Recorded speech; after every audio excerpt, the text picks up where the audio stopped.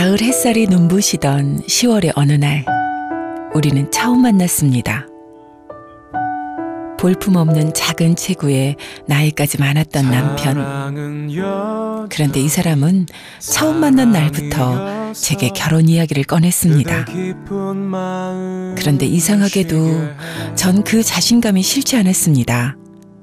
그렇게 시작한 우리는 만난 지 1년 만에 결혼에 성공했습니다. 그리고 신학을 전공했던 남편은 작은 교회를 개척했습니다.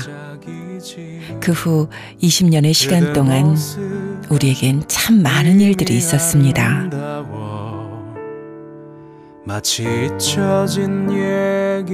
남편은 다사다난했던 우리의 이야기를 한 권의 책에 담았습니다. 그 책 속에 담긴 우리의 이야기, 지금부터 시작해 봅니다.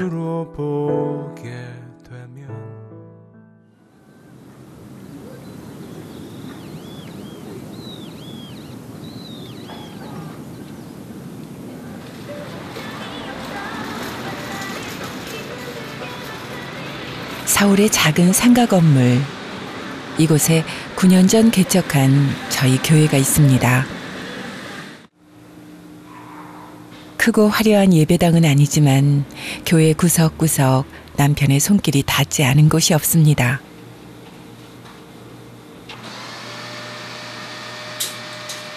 오늘도 뭔가 교회에 그의 손길이 필요한 일이 생겼나 봅니다. 교회의 웬만한 수리는 이제 남편의 목. 남편의 꼼꼼한 성격은 작은 것 하나도 그냥 버리는 일이 없습니다.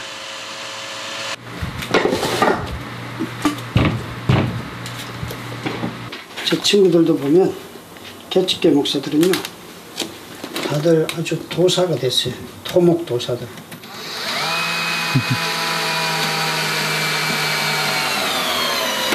도배 잘하는 친구도 있고요. 네.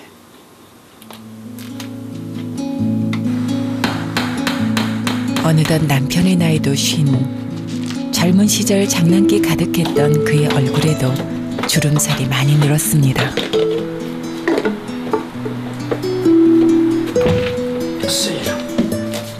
누구나 그렇지만 교회를 개척하는 것은 그에겐 더 힘든 일이었을 겁니다. 남편에겐 교회를 개척하는 것 외에도 짊어져야 할 또 다른 삶의 무게가 있기 때문입니다.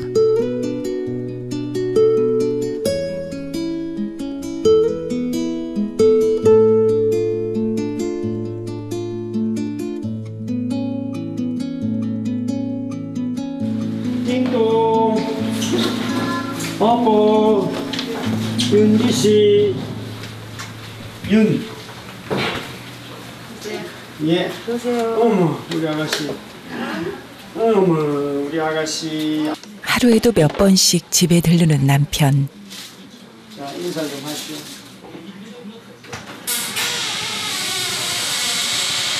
만나서 반갑습니다, 깜빡. 바로 저를 보기 위해서입니다. 제가 식물인간으로 침대에서만 지낸 것도 어느덧 9년이 흘렀습니다. 막내딸 윤지를 낳고 얼마 후 뇌경색으로 쓰러진 저는 온몸이 마비돼 식물인간 상태가 되었습니다. 무엇 하나 혼자 할 수 없는 저에게 남편은 언제나 지극정성입니다. 나중에 장모님한테 들으니까 당신이 빨래를 하다가 쿵 하는 소리가 나서 나와 보니까 이미 아내가 쓰러져 있는 거예요. 이렇게 아무런 생각이 나지 않는, 제가 제 감정을 느낄 수 없는 그런 상태.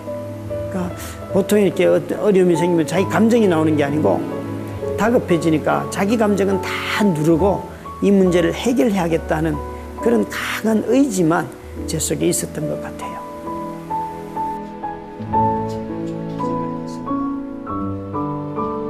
교회 일만 신경 써도 힘들 상황에 집안 이것저것을 신경 써야 하는 남편을 보면 내심 측은할 때가 많습니다. 집에 오면 편안한 휴식이 되어야 할 텐데 편히 쉴 날이 없는 남편.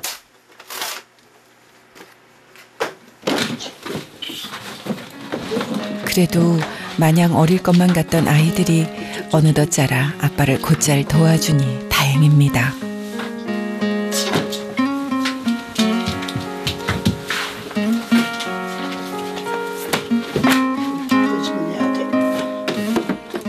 올해 9살인 막내 윤지.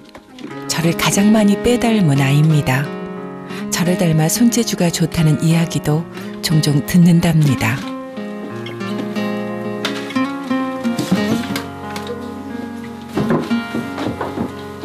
또 벌써 남편만큼 키가 훌쩍 자란 둘째 윤서.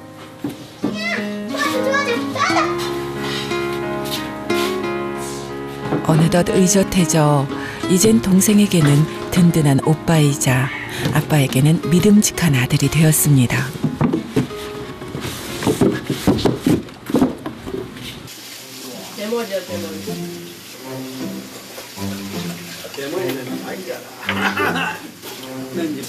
고등학생인 첫째 윤영이를 제외하곤 온 가족이 모여 저녁 식사를 함께 먹는 것이 우리 집의 규칙.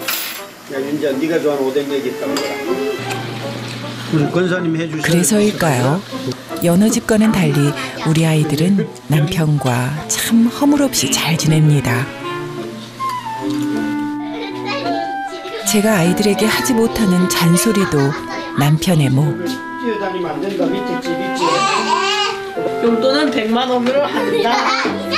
동생을 괴롭힌다. 입었던 옷을 정리하지 않는다. 야, 수학 똑바로 해놔. 야, 그리고 다 씻고. 네. 윤서야, 누나 오면 아빠한테 전화해야 돼. 네. 알았지? 네, 윤서이.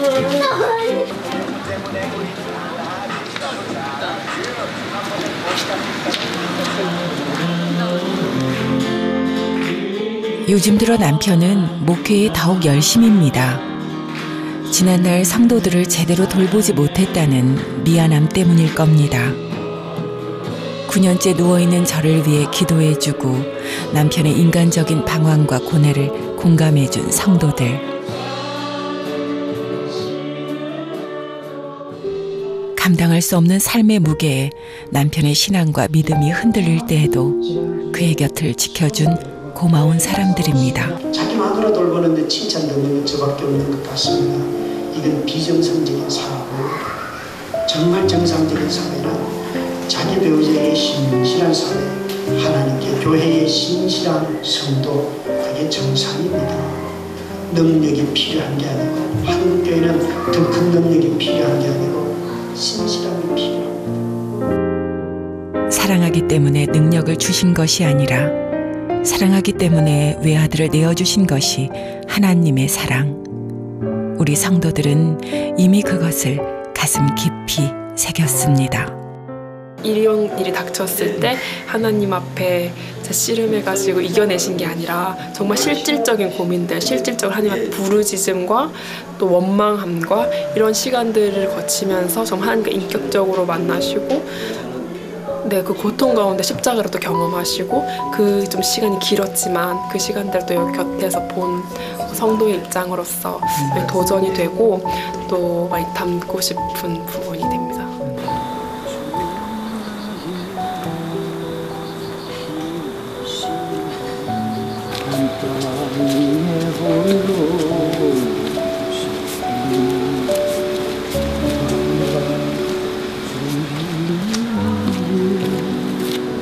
남편의 고된 하루도 또 이렇게 흘러갔습니다.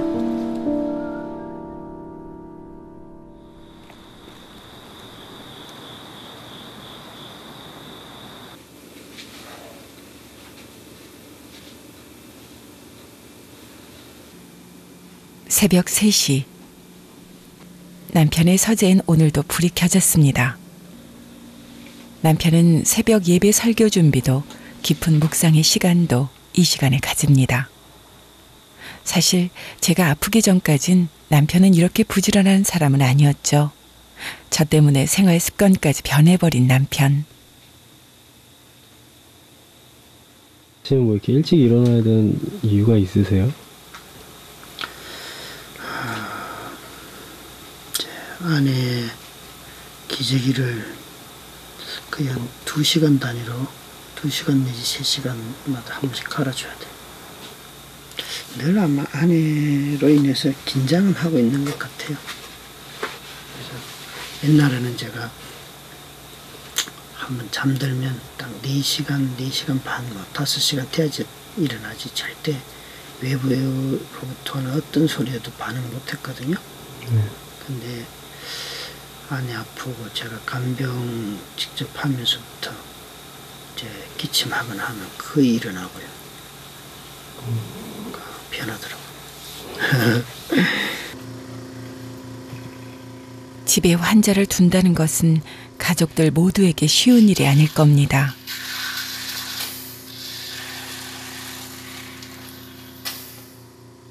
남들이 곤히 잠든 새벽에도 수시로 저를 돌보기 위해 깨어 있어야 하는 남편. 그래서 전 늘 미안합니다. 처음 제가 쓰러졌을 때 남편은 무던히도 기도에 힘을 썼습니다.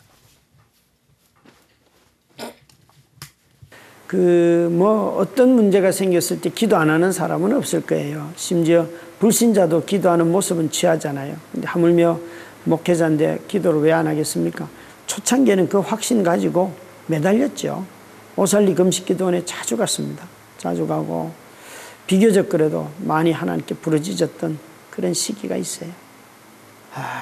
저는 제가 그 응답이 뭘까가 사실은 모호한데요. 직접적으로 아내가 뭐 낳는다든지 이런 응답을 받은 적이 없어요. 다 돌아보면 그냥 폭풍 가운데 잠잠하게 나를 바라보라든지 너는 두려워하지 말고 뭐 이런 말씀들은 참 많지만 직접적으로 일으킨다 이런 말씀이 저한테는 사실은 없어요.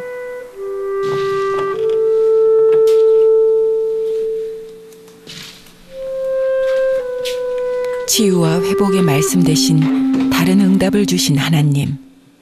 하나님께서 남편에게 허락하신 것은 지금의 상황을 묵묵히 이겨나갈 수 있는 능력과 지혜였습니다.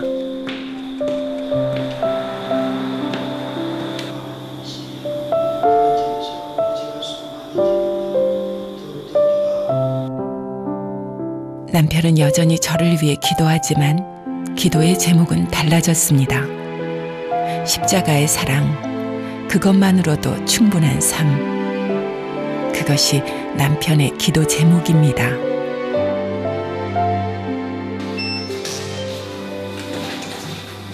일어났니? 이후 남편의 마음은 한결 편안해진 듯 했지만 여전히 그가 감당해야 할 일은 많습니다.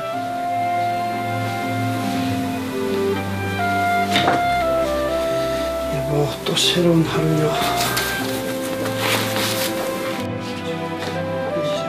밖에서는 개척교회 목사로, 집에서는 병간호와 아이 셋의 집안일까지 해야 하는 남편.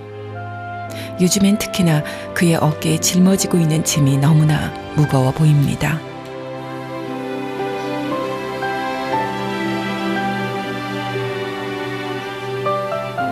그 힘든 삶을 지난 추억으로만 견디라고 하기엔 너무 가혹한 듯하네요.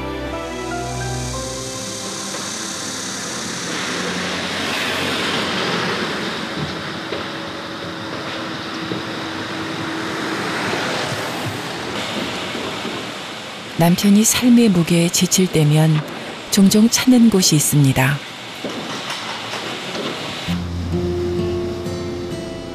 이곳은 저희 부부의 작은 추억이 남아있는 곳입니다.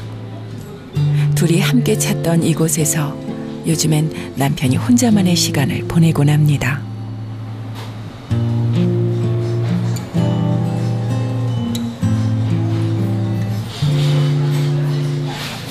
출산 전에 커피를 잘 안 마시는 아내가 커피 사달라 그래서 왔던 집이에요. 진짜 귀한 장소죠. 저한테는 이게 저를 쉴 수 있고 그러면서도 또 생각할 수 있는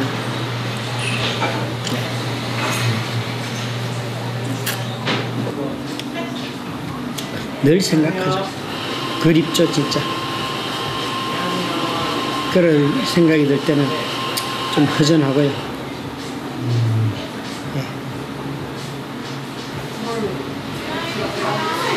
그런 허전함이 찾아오면 좀 마음 힘들죠.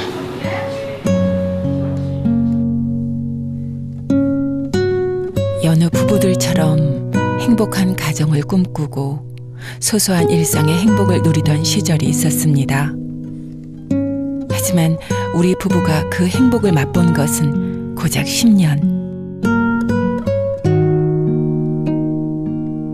하지만 기적이 일어나 제가 다시 일어난다 해도 그 모든 것은 다시 꿈꿀 수 없는 일이 돼버렸습니다.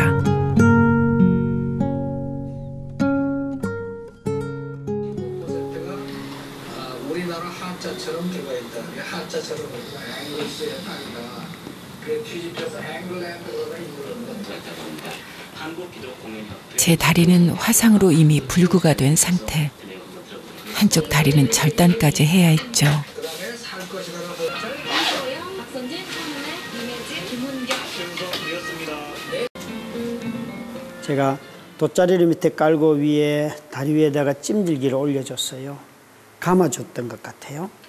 근데 그게 그만 과열이 돼가지고 불이 난 거예요.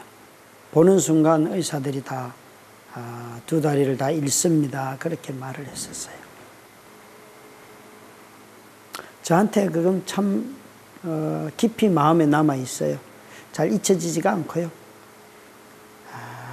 그래서 더 아내를 돌보면서도 내가 끝까지 책임을 져야지 하는 다짐을 하는지도 모르겠어요.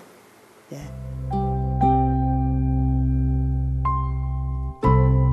당시 사고로 남편도 마음에 큰 상처를 입었습니다. 괜찮아요, 여보.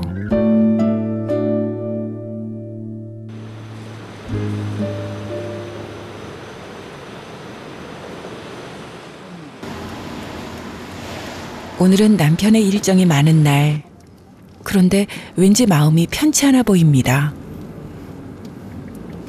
오늘은 사실 하루 종일 신방을 오래전에 결정했는데 봐줄 사람이 없어요. 원래는 큰 딸이 온다고 얘기해놓고는 지금 12시 10분이 됐는데 아직 안 온 거예요. 그러니까 이거는 이제 참 화나는 일이죠.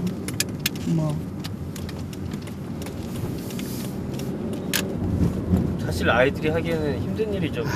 불가능한 거죠, 사실은.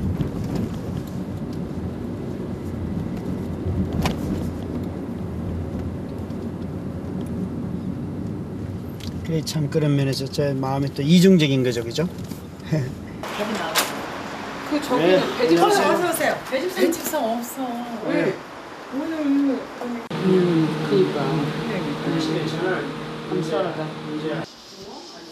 신방을 가서도 안절부절인 남편. 여기서도 그의 신경은 온통 저를 향해 있나 봅니다. 너 지금 어디야? 그러니까 집에 가 있으라고 누나가 올 때까지.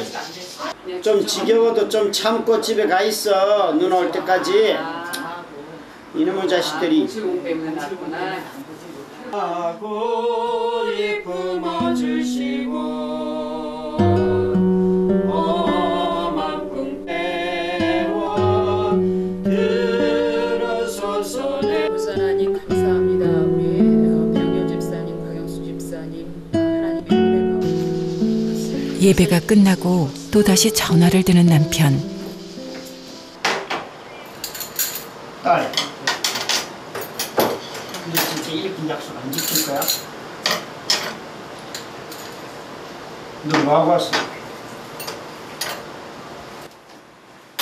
아픈 엄마가 있다는 것이 아이들에게 얼마나 부담인지 남편도 잘 알고 있습니다. 그래도 큰딸이 집에 들어왔다는 소식에 이제야 한시름 놓습니다.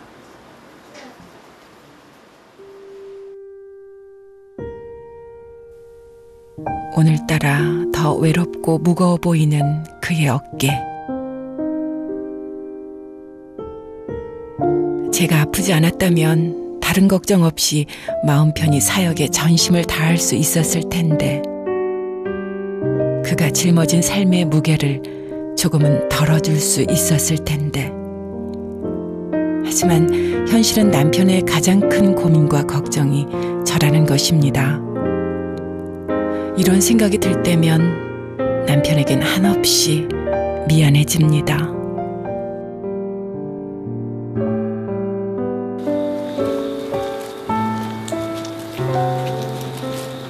오늘 아까 보니까 좀 이렇게 누가 집에 좀 봐줬으면 하는 생각 되게 찾아보시던데. 예, 찾아서 오늘 이제 세워놨다가 지금 이제 11시쯤 갔어요. 집에 가고. 이제 지금은 큰 딸이 있어요. 빨리 들어가 보셔야겠네. 네. 수고했습니다. 예. 그래요. 고맙습니다.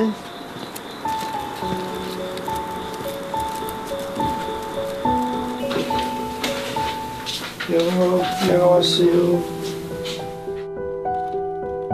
하루 종일 계속된 신방으로 힘들었을 남편. 하지만 그이는 어떤 일이 있어도 하루의 시작과 끝은 저와 함께합니다. 여보, 오늘도 수고하셨어요.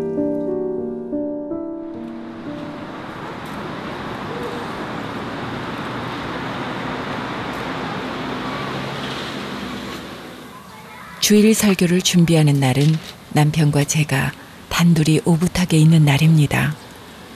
한참을 설교 준비에 푹 빠져있던 남편.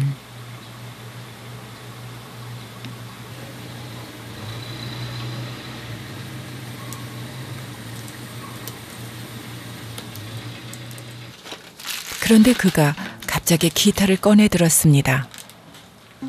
얼마 전 좋은 노래를 들었다더니 저에게 들려주려나 봅니다.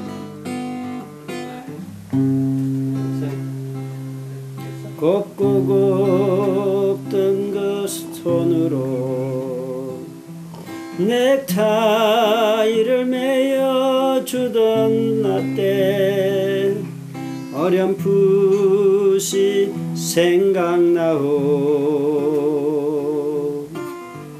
여보 그때를 기억하오.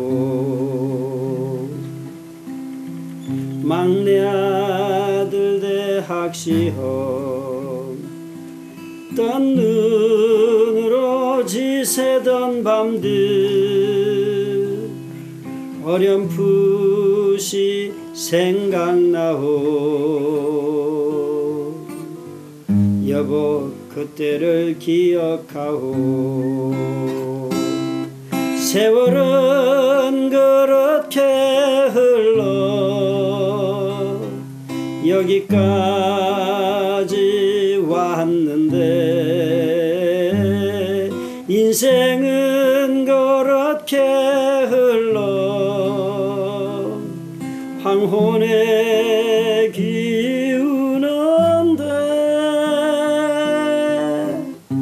큰딸아이 결혼식 날 흘리던 눈물방울이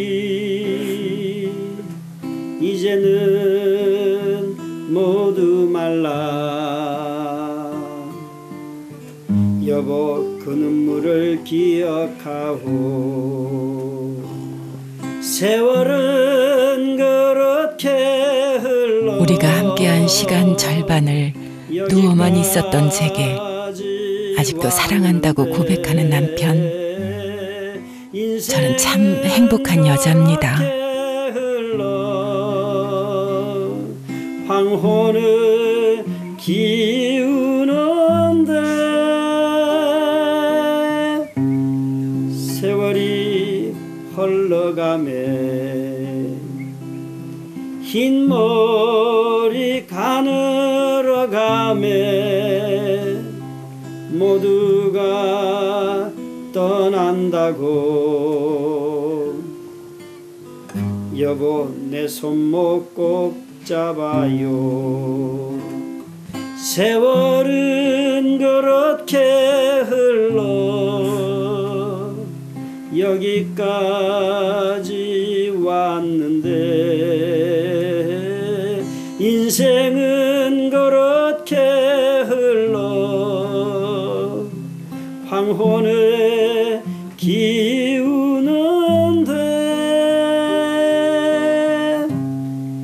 다시 못 올 그 먼 길을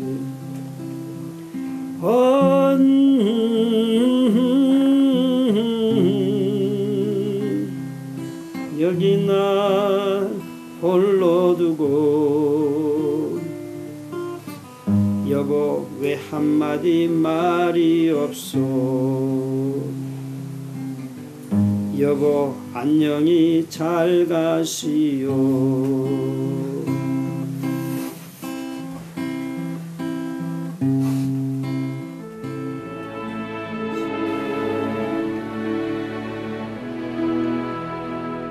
당신이 불러준 노랫말처럼 당신의 넥타이도 메어주고 아이들의 결혼도 함께 했어야 했었는데 그러지 못해 정말 미안합니다.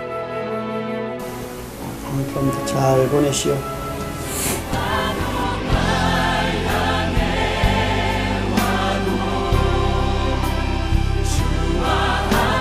당신의 이름만 들어도 입가에 미소가 번지던 시절이 있었습니다. 지금 그 시절보다 당신이 더 좋아졌습니다. 여보, 난 당신이 좋아. 다시 한번 고백합시다.